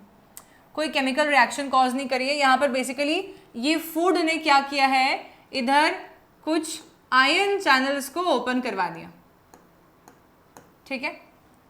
आयन चैनल्स ओपन होने से क्या होता है, बहुत सारी मात्रा में सोडियम अंदर एंटर हो जाता है। सोडियम बहुत सारी मात्रा में जब एंटर हो जाता है बच्चों, तब ये न्यूरॉन के इनसाइड को बना देता है पॉजिटिवली चार्ज्ड और बाहर हो जाता है नेगेटिव कंपैरेटिवली, ठीक है। तो न्यूरॉन के अंदर जैसे ही पॉजिटिवली चार्ज आयंस एंटर करते हैं, वैसे ही हमारा न्यूरॉन इलेक्ट्रिकली एक्साइटेबल हो जाता है और ये उस इम्पल्स को आगे की तरफ भेजने का काम करता है। नाउ क्योंकि हमारा न्यूरॉन अंदर से पॉजिटिव हो गया है और बाहर से नेगेटिव हो गया है, ये इतने ही हिस्से में हुआ है, अभी इस वाले हिस्से में अभी भी नेगेटिव ही है अंदर और बाहर पॉजिटिव है, तो आपको ये समझ आ रहा होगा कि एक इलेक्ट्रिकल सर्किट कंप्लीट हो गया है। यहाँ पर प्लस से माइनस में चार्ज फ्लो करता है अकॉर्डिंग टू द फिजिक्स, और प्लस से माइनस में चार्ज फ्लो करता है अकॉर्डिंग टू फिजिक्स। तो क्या यहाँ पर एक इलेक्ट्रिकल सर्किट कंप्लीट हो गया? इलेक्ट्रिकल सर्किट कंप्लीट हो गया, तो इलेक्ट्रिसिटी का फ्लो होना चाहिए अब तो इधर से, तो अब ये इलेक्ट्रिसिटी फ्लो करके आगे बढ़ेगी, ठीक है। तो एक लिमिट के बाद में फिर यहाँ पर पॉजिटिव चार्ज आ गया, यहाँ पर नेगेटिव, और यहाँ पर नेगेटिव है अंदर और बाहर पॉजिटिव, समझ आया? तो अब इलेक्ट्रिसिटी यहाँ से यहाँ फ्लो करेगी, फिर जब यहाँ पर पहुंच जाएगी तब यहाँ पर अंदर पॉजिटिव और बाहर नेगेटिव और यहाँ पर नेगेटिव पॉजिटिव था, तब इलेक्ट्रिसिटी यहाँ फ्लो करेगी। ऐसे करके ये आगे आगे आगे बढ़ती जाएगी, ठीक है। तो ये इलेक्ट्रिक करंट आगे आगे बढ़ते जाएगा, ऐसे बढ़ते बढ़ते बढ़ते बढ़ते ये नर्व एंडिंग्स तक पहुंचेगा। नर्व एंडिंग्स किसके कॉन्टैक्ट में है अब? तो नर्व एंडिंग्स कॉन्टैक्ट में हो सकती है किसी भी मसल के, किसी और न्यूरॉन के, या तो कोई ग्लैंड्यूलर सेल के जो कि सिक्रेटरी सेल है। 3 टाइप्स के कनेक्शंस बना सकते हैं न्यूरॉन्स। क्या क्या 3 टाइप्स के कनेक्शंस बना रहे हैं? एक न्यूरॉन हम देख रहे हैं जो कि न्यूरॉन दूसरे न्यूरॉन के साथ में ही साइनाप्स कर रहा है, ठीक है। ये न्यूरॉन जो है ये किसी मसल के साथ में साइनाप्स कर रहा है, ठीक है। और ये न्यूरॉन जो है ये किसी ग्लैंड सेल के साथ में साइनाप्स कर रहे हैं। मतलब फर्स्ट केस में न्यूरॉन का जो इम्पल्स आएगा वो आगे बढ़ते बढ़ते अब वो इस न्यूरॉन को एक्साइट कर देगा, अब ये न्यूरॉन उसको आगे लेके जाएगा, कोई एक्शन प्रोड्यूस अभी नहीं हुआ है। लेकिन सेकेंड वाले केस में ये न्यूरॉन कोई इम्पल्स लेकर आ रहा है इस मसल सेल के पास में, मसल को इम्पल्स देगा तो मसल एज अ रिजल्ट क्या करेगी? कॉन्ट्रैक्ट करेगी। मान लो कि हमारे हाथों की मसल को सिग्नल दे रहा है तो हम कोई सामान उठाएंगे, है ना, तो कॉन्ट्रैक्शन होगा मसल्स का। अगर ये किसी ग्लैंड को दे रहा है तो यहाँ से इम्पल्स आ रहे हैं, ये इस ग्लैंड सेल के पास है, ग्लैंड सेल को इसने कोई सिग्नल दिया तो gland cell as a result कुछ हार्मोन सिक्रेट कर देंगे, जैसा कि इनको सिग्नल मिला होगा वैसे ये हार्मोन सिक्रेट कर देंगे। तो इस तरीके से साइनाप्सिस अलग अलग टाइप के हो सकती हैं, डिपेंड करता है कि न्यूरॉन के एंडिंग्स के साथ में कांटेक्ट में कौन है। कांटेक्ट में कोई अनदर न्यूरॉन हो सकता है, कोई सेल हो सकता है जो कि ग्लैंड्यूलर सेल है, या तो कोई स्केलेटल मसल हो सकती है, ठीक है। जब भी स्केलेटल मसल होती है ये वाली, तो जो ये साइनाप्स बनता है ना बच्चों, इस साइनाप्स को हम नाम देते हैं न्यूरोमस्कुलर जंक्शन। न्यूरोमस्कुलर जंक्शन, ठीक है। So synapse between neuron and a muscle is called as neuromuscular junction. So let's come on this. हम यहां पर थे। अब मैं आप लोगों को कुछ बात समझाऊंगी एक अच्छी सी इधर से। We will be studying, we have already seen the structure of a neuron. Now आपके दिमाग में इमेजिनेशन में है कि एक न्यूरॉन है, ये एक न्यूरॉन है। मैं एक रफ डायग्राम बना रही हूँ बच्चों, just to make you all understand some important concepts about how the signal will be transferred, ठीक है। So we will be watching 2 different types of synapses here, जिसको कि क्लास 11th के लेवल पर तो हम बहुत डिटेल में कराते हैं। अभी तुम्हारे एनसीईआरटी में जितना दे रखा है उतना हम करेंगे। ये आपका एक न्यूरॉन बन गया, और ये न्यूरॉन्स जो मैं बना रही हूँ डायग्राम, ये सब माइलिन शीथ वाले हैं, मतलब कि माइलिनेटेड न्यूरॉन्स हैं। ये faster conduction of nerve impulse करवाते हैं माइलिन शीथ वाले न्यूरॉन्स। ये एक न्यूरॉन हो गया, और एक न्यूरॉन यहाँ पे मैं बना देती हूँ, जस्ट रफ डायग्राम, ओके। हालांकि हम जानते हैं कि प्रोटोप्लाज्मिक प्रोसेसेस वाले डेंड्राइट्स होते हैं तो हमेशा इनको ऐसा बनाना चाहिए rather than just making like this। पर अभी हम सिर्फ साइनाप्स पे फोकस करना चाहते हैं तो मैं बड़ा डायग्राम नहीं बना रही हूँ, ओके।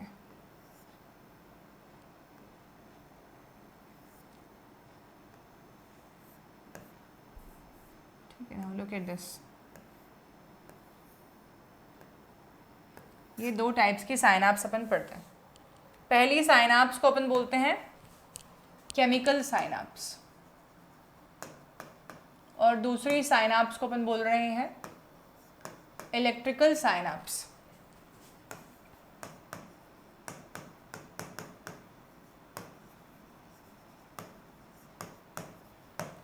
केमिकल साइनाप्स के केस में क्या होता है, ठीक है। अब आप लोगों को ये तो पता चल गया है कि यहाँ पर कांटेक्ट में कोई भी ऑब्जेक्ट, कोई भी सेल हो सकता है, मतलब मसल सेल भी हो सकता है, कोई न्यूरॉन भी हो सकता है ना, और कोई ग्लैंड सेल भी हो सकता है, ये कुछ भी हो सकता है, ठीक है। अब हम क्या देखते हैं इस सिचुएशन में, जब मैं सिनाप्स पढ़ना चाहती हूँ बच्चों, ये न्यूरॉन फर्स्ट न्यूरॉन हो गया, इसकी ये जो मेम्ब्रेन है इसको हम बोलते हैं प्री सिनाप्टिक मेम्ब्रेन,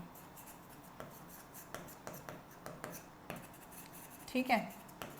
अगर ये न्यूरॉन केमिकल सिनाप्स वाला न्यूरॉन है तो इस न्यूरॉन के अंदर साइनाप्टिक नॉब में बहुत सारे न्यूरोट्रांसमीटर भरे होंगे साइनाप्टिक वेसिकल्स के अंदर, लाइक दिस, ठीक है। ये क्या हो गया, ये हो गए साइनाप्टिक वेसिकल, साइनेप्टिक नॉब बोलते हैं ना अपन इसको नॉब बोलते हैं, और उसके अंदर जो प्रेजेंट है उसको वेसिकल बोलते हैं, साइनेप्टिक नॉब। और ये हो जाएगा तुम्हारा मॉलिक्यूल्स जो भरे हुए हैं इसमें केमिकल्स, उन्हें हम बोलते हैं न्यूरोट्रांसमीटर मॉलिक्यूल्स, केमिकल्स हैं ये, केमिकल्स, ठीक है।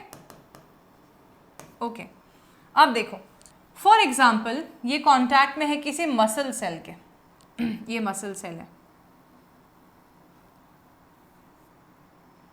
ओके।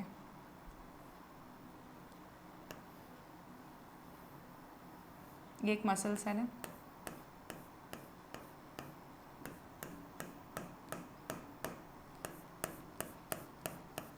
तो मसल सेल की जो प्लाज्मा मेम्ब्रेन है, थोड़ा गैप बना के बनाऊंगी इसको मैं, मसल सेल की जो प्लाज्मा मेम्ब्रेन है बच्चों, ताकि लेबलिंग इजी हो हमारे लिए, इसको हम बोलते हैं पोस्ट सिनेप्टिक मेम्ब्रेन। क्या बोलते हैं? पोस्ट सिनेप्टिक मेम्ब्रेन, ठीक है। ये प्री सिनेप्टिक मेम्ब्रेन हुई, ये पोस्ट सिनेप्टिक मेम्ब्रेन हुई, और जो बीच की जगह है ना, इस जगह को हम बोलते हैं सिनेप्टिक क्लेफ्ट। गैप नहीं बोलना कभी, ठीक है, सिनेप्टिक क्लेफ्ट बोलते हैं।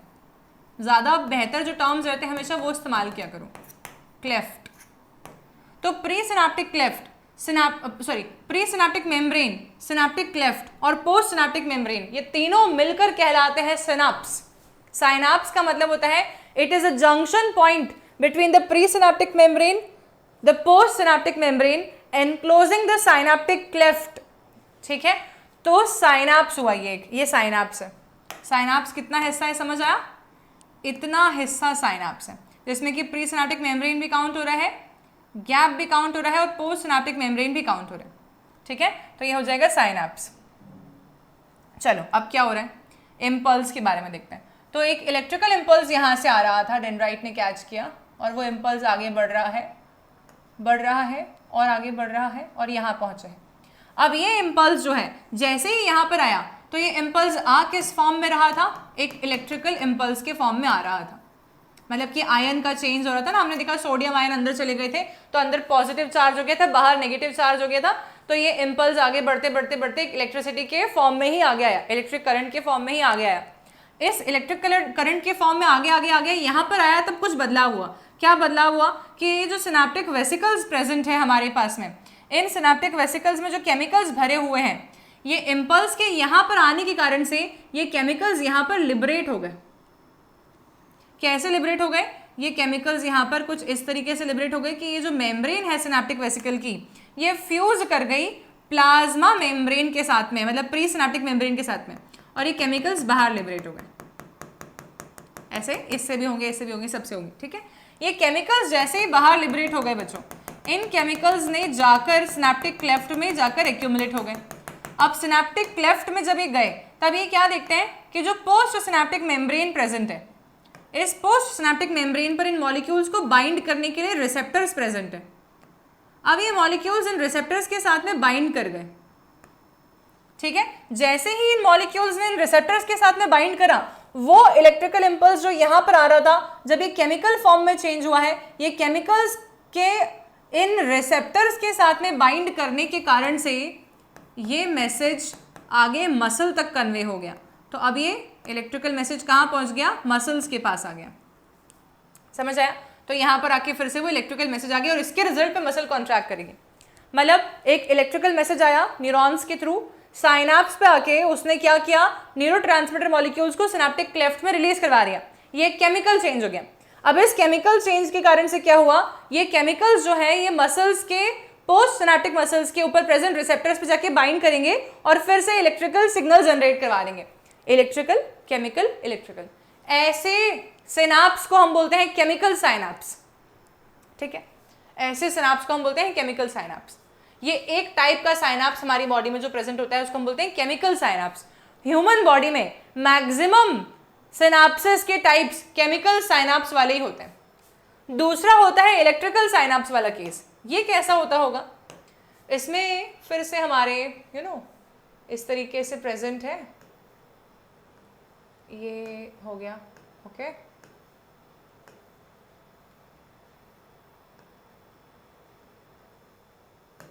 देखो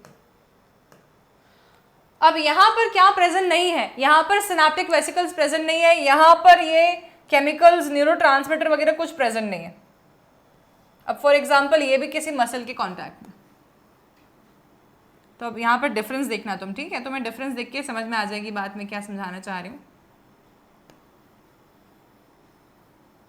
आपको डिफरेंस ये मालूम पड़ रहा है क्या कि ये जो मसल की पोस्ट सिनेप्टिक मेम्ब्रेन दिख रही है, माने कि ये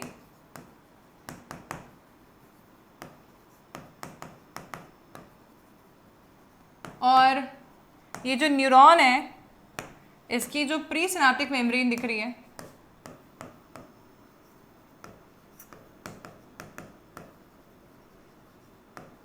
इन दोनों के बीच में गैप बहुत कम है। यहाँ पर गैप थोड़ा ज़्यादा था, यहाँ पर गैप बहुत कम है ना, छोटा सा गैप है। यहाँ पर गैप कम क्यों है? क्योंकि ओरिजिनली क्या होने वाला है कि इधर से इधर डायरेक्टली गैप जंक्शंस का कनेक्शन बन जाएगा बच्चों। कोई यहाँ पर न्यूरोट्रांसमीटर भरे हुए नहीं है, डायरेक्टली गैप जंक्शंस का कनेक्शन बन गया। ये गैप जंक्शंस की कनेक्शन से ही इलेक्ट्रिकल मैसेज डायरेक्टली ही मसल में आ जाएगा। मतलब कि ये इलेक्ट्रिकल मैसेज यहां पर आया, ओके, ये इलेक्ट्रिकल मैसेज यहां पर आया, डेंड्राइट ने रिसीव किया, आगे भेजा एक्सॉन से, आगे भेजा एक्सॉन से, एक्सॉन टर्मिनल पर पहुंचा, एक्सॉन टर्मिनल पर पहुंचकर क्या हुआ, ये मैसेज डायरेक्टली इस मसल में आ गया, कोई केमिकल चेंज नहीं हुआ। तो ये टाइप के साइनाप्सिस इलेक्ट्रिकल साइनाप्सिस कहलाते हैं, और इलेक्ट्रिकल साइनाप्सिस में ही हमको गैप जंक्शंस देखने को मिलते हैं। तुम्हारे एनसीईआरटी ने गैप जंक्शन वर्ड इस्तेमाल तो कर लिया पर साइनाप्सिस एक्सप्लेन नहीं किए, तो आपको पता होना चाहिए कि कौन से साइनाप्स में क्या होता है। केमिकल साइनाप्स में थोड़ा लंबी कहानी चल रही है, इलेक्ट्रिकल इंपल्स आ रही है, फिर केमिकल्स रिलीज हो रहे हैं, फिर केमिकल्स वापस इलेक्ट्रिकल इंपल्स जनरेट करवा रहे हैं, इसमें टाइम ज्यादा लगेगा, ठीक है? So it will be a longer process when compare to the electrical synapse which will be a shorter process. How much longer, ये भी तो बात समझते हैं, ये फ्रैक्शंस ऑफ सेकेंड में हो जाती है मतलब कि एक सेकेंड को भी अपन फ्रैक्शन कर दो तो इतना कम टाइम लगता है, तब भी लॉन्गर क्यों बोल रहे हैं? क्योंकि it takes place in milliseconds, ठीक है? ये फ्रैक्शन ऑफ फ्रैक्शन के सेकेंड में हो जाते हैं। तो दोनों ही फास्ट हैं एक्चुअली देखा जाए तो, पर ये कंट्रोल्ड है और ये कंट्रोल्ड नहीं है, क्योंकि इस वाले केस में क्या होगा, इधर मसल से भी कोई सिग्नल पहुंचाना होगा तो वो भी चले जाएगा, तो बाई डायरेक्शनल फ्लो हो जाएगा यहां पर इलेक्ट्रिसिटी का।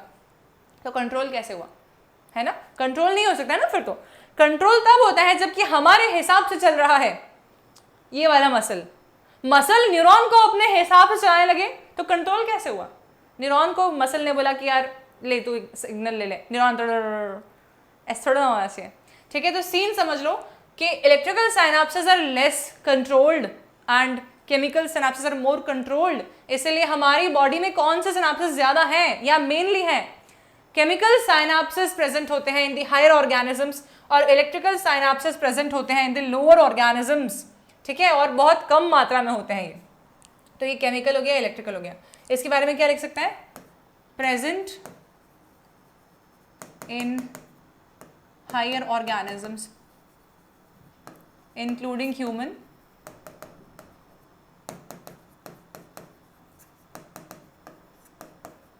ठीक है? और इसके लिए क्या बोलेंगे अपन? प्रेजेंट इन लोअर फाइलम, जैसे कि पॉरीफेरा में होता है, सॉरी हाइड्रा में होता है।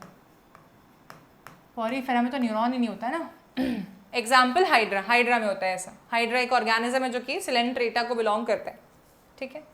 इस वाले के लिए हम और क्या बोल सकते हैं? ये कंपैरेटिवली केमिकल सिनेप्स कैसा है? कंपैरेटिवली स्लो है, ठीक है? Comparatively in fractions of second हो जाता है ये बोलने में दुख होता है कि स्लो है। और इलेक्ट्रिकल सिनेप्सिस फास्ट है इन फ्रैक्शन ऑफ सेकेंड, बहुत फास्ट है, ठीक है? अच्छा, कंट्रोल्ड कौन सा है इनमें से ज्यादा? तो केमिकल सिनेप्स मोर कंट्रोल्ड है, मोर कंट्रोल्ड, और इलेक्ट्रिकल सिनेप्सिस नॉट कंट्रोल्ड, क्योंकि इम्पल्स इसमें बाई डायरेक्शनल जा सकते हैं और यहाँ पर सिर्फ सिंगल डायरेक्शन में ही इम्पल्स का ट्रैवल हो रहा है। ठीक है बच्चों, जो भी मैंने समझाया है आई रियली होप कि आपको समझ में आ गया होगा। एनसीईआरटी में ये पैराग्राफ जो हमने रीड किया है ना, वहाँ पर क्लैरिटी अब आएगी तुमको। देखो तो ये पैराग्राफ पे जाते हैं, ठीक है, यहाँ से देखेंगे, पूरा समझते हैं। This information acquired at the end of the dendritic tip of a nerve cell sets off a chemical reaction that creates an electrical impulse. This impulse travels from the dendrite to the cell body and then along the axon to its end. At the end of the axon, the electrical impulse sets off the release of some chemicals. These chemicals cross the gap or synapse. बच्चों इन्होंने सिर्फ chemical synapse के बारे में ही समझाया and start a similar electrical impulse in the dendrite of the next neuron. ठीक है, ये कौन से सिनाप्स के बारे में बता रहे हैं? They are telling us only about the chemical synapse. They are not writing anything in clarity. हम जानते हैं कि दो टाइप के सिनाप्स होते हैं, केमिकल और electrical. This is a general scheme of how nervous impulses travel in the body. A similar synapse finally allows delivery of such impulse from neurons to other cells like muscle cell, gland cell, or it could be another neuron. Simple है. चलो NCERT पे वापस आते हैं.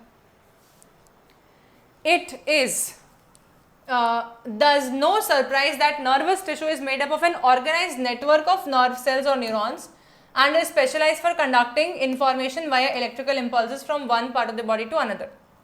Look at the diagram and identify the parts of neuron where information is acquired, through which the information travels, and where the impulse must be converted into chemical signal or for onward transmission. ये तो तुम बता दोगे मुझे. First वाला, where information is acquired, dendrite, है ना. First वाले क्वेश्चन का आंसर होगा dendrite. Through which information travels as an electrical impulse, it will be axon. And where the impulse must be converted into chemical signal for onward transmission, we can say synapse. ठीक है, और synapse के लिए मैं आप लोगों की definition लिख देती हूँ. Synapse is the junction point between presynaptic and postsynaptic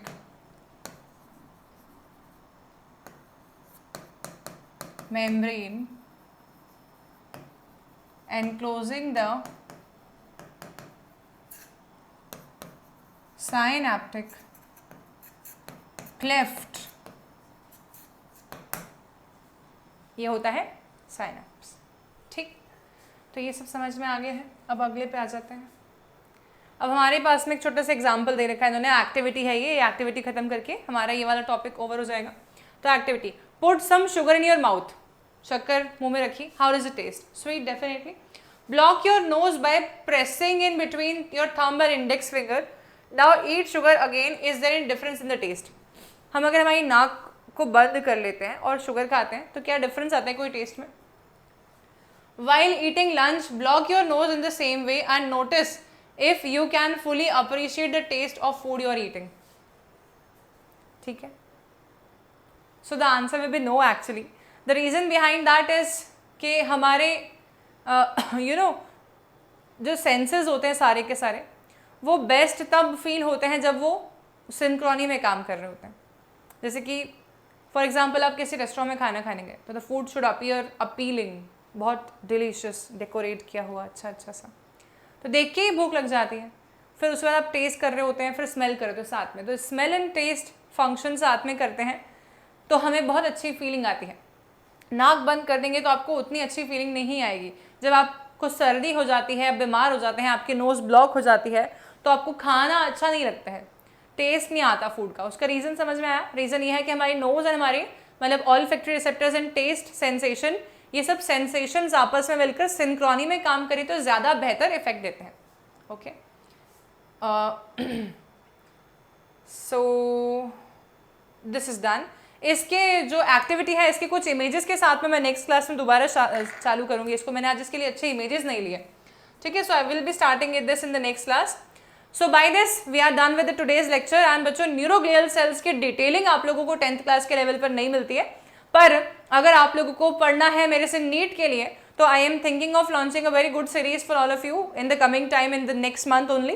and वो नीट सीरीज 9th वाले बच्चे, 10th वाले बच्चे सब फॉलो कर सकते हैं। 11th 12th के लिए तो है हालांकि वो मेनली, पर 9th एंड 10th एस्पिरेंट्स जो कि नीट एस्पिरेंट्स भी हैं साथ साथ में, you all can follow that series. Topic wise I will be explaining some of the things which are going to be very helpful for your NEET examination.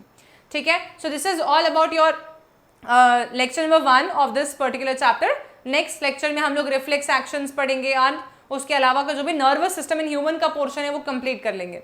Thank you so much for watching the lecture. Have a great day ahead.